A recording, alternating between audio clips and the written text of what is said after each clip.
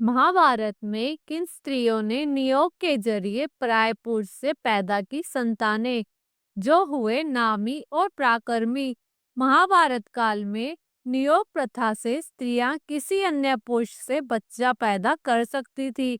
पांडवों से लेकर धृतराष्ट्र, पांडु और विदुर तक नियोग से पैदा हुए थे। क्या आपको मालूम है उस काल में और कौन सी स्त्रियां थी जिन्होंने यह काम करते हुए अन्य पुरुषों के जरिए बच्चा पैदा किया?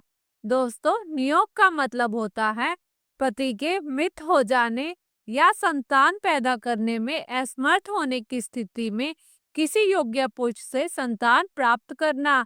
यह व्यवस्था विशेष रूप से कुल परंपरा को बनाए रखने और वंश वृद्धि के लिए अपनाई जाती थी। आइए हम आपको उन स्त्रियों के बारे में बताते हैं और उनकी नियोग से पैदा हुई संतान के बारे में भी। महाभारत में नियोग को एक धार्मिक, नैतिक और सामाजिक जरूरत के कारणवश अपनाया गया है। यह केवल वंश रक्षा और कुल परंपरा को बनाए रखने का एक उपाय था। यह प्रथा महिलाओं की सहमति से होती थी। इसमें संतान का अधिकार महिला के पति या कुल को ही माना जाता था, ना कि उस ऋषि या पुरुष को जिससे वो संतान पैदा हुई। जब पांडवों की परदादी सत्यवती का ऋषि प्राशर से हुआ नियोग। महाभारत में रानी सत्यवती का नाम हर कोई जानता है। वे मछुआरे की बेटी थी। राजा शांतनु उसकी सुंदरता पर रीझ गए थे।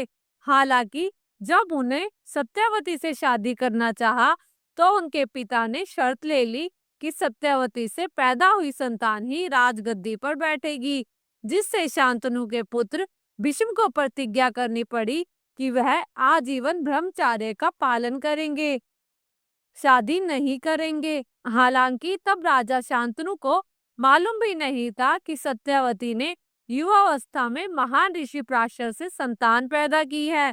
यह संतान नियोग से हुई। ऋषि पराशर तब सत्यवती पर आसक्त हो गए थे। उन्होंने उसके जरिए संतान पैदा करने की इच्छा जाहिर की। तब नियोग के जरिए उनसे एक पुत्र पैदा हुआ, जिसका नाम वेदव्यास था। बाद में वह महाभारत के रचयिता बने, एक महान ऋषि के रूप में प्रसिद्ध हुए। यही नहीं, इन्हीं महर्षि वेदव्यास को करु वंश को चलाने के लिए नियोग से संतान प्राप्ति के लिए बुलाया गया। अंबिका और अंबालिका ने महर्षि व्यास से नियोग के द्वारा संतान पैदा की। सत्यवती के दो पुत्र थे, चित्रांगद और विचित्रवीर्य। दोनों की मृत्यु के बाद हस्तिनापुर के सिंहासन पर उत्तराधिकारी का संकट उत्पन्न हो गया।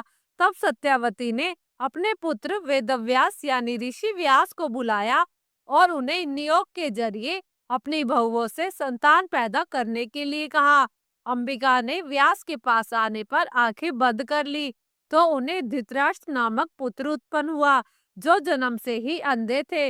अंबालिका तो व्यास जी के पास आने पर डरने लगी और डर से पीली पड़ गई, जिससे पांडु का जन्म हुआ, जो शारीरिक रूप से दुबले थे। इन्हीं दोनों की एक दासी ने व्यास जी से नियोग किया, जिससे विदुर का जन्म हुआ, जो बहुत बुद्धिमान, नीति निपुण थे।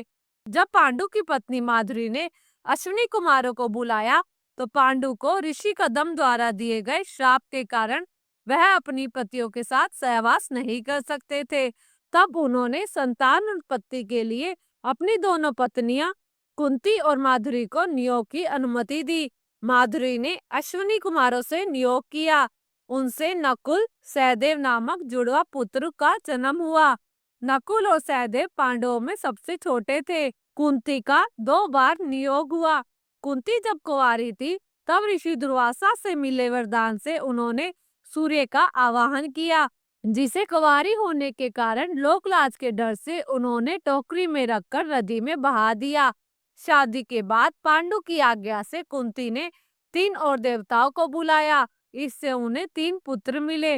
धर्मराज के संग से युधिष्ठिर, वायुदेव के मिलन से भीम और इंद्रदेव के साथ नियोग से अर्जुन पैदा हुए।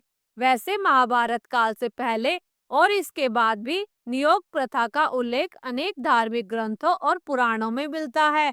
यह परंपरा वैदिक काल से रामायण काल और बाद के युगों तक सामाजिक वंशवृद्धि के लिए मान्य व्यवस्था रही है। रामायण काल की महिलाएं कौशल्या, केकई, सुमित्रा को इंद्र से मिली संतानें। रामायण में श्री राम, भरत, लक्ष्मण और शत्रुघ्न की जन्म की कथा एक पुत्र कामेष्टि यज्ञ से जुड़ी है, जिसमें अग्निदेव ने दिव्य खीर दी थी। कुछ पुराणों में वर्णन मिलता है यह संतानें वास्तव में नियोग स्वरूप देवताओं से प्राप्त हुई। राम विष्णु जी के अंश से कौशल्या के द्वारा पैदा किए गए।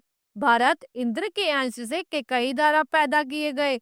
लक्ष्मण शेषनाग के जरिए सुमित्रा द्वारा पैदा किए गए और शत्रुघ्न सुदर्शन चक्र से अभिमंत्रित होकर सुमित्रा के जरिए पैदा किए गए। अत्रि ऋषि की पत्नी अनुसुईया ने कैसे नियोग किया? अनुसुईया के प्रसंग में ब्रह्मा, विष्णु और महेश ने खुद को उनके पुत्र दत्तात्रेय, चंद्र और दुर्वासा के रूप में जन्म लिया। यह कथा सांकेतिक है, लेकिन यह दिखाती है कि एक स्त्री एक से अधिक दिव्य आत्माओं से नियोग कर सकती है। शिव की रानी पद्म पुराण में उल्लेख मिलता है कि राजा शिव की पत्नी को संतान नहीं हो रही थी, तब उन्होंने एक तपस्वी ब्राह्मण से नियोग द्वारा संतान पैदा की, जो बाद में महान राजा बना।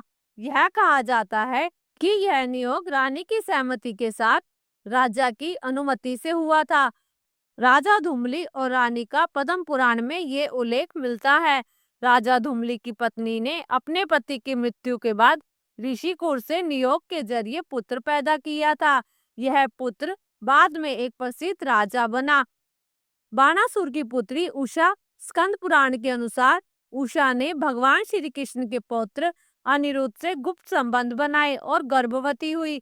यह नियोग नहीं था, लेकिन उससे मिलता जुलता माना गया, जिससे वंश का विस्तार हुआ और संतान वैदिक मानी जाती है। नियोग से पैदा संतान को वैद माना जाता है। बुद्ध और जैन ग्रंथों में भी ऐसे प्रसंग आते हैं जहां महिलाओं ने संतान पाने के लिए नियोग को अपनाया था। दोस्तों, यह कहानी अगर आपको पसंद आई हो तो कृपया इस वीडियो को लाइक करें और ऐसी ही बहुत सारी कहानियां सुनने के लिए हमारे चैनल को सब्सक्राइब जरूर करें। धन्यवाद।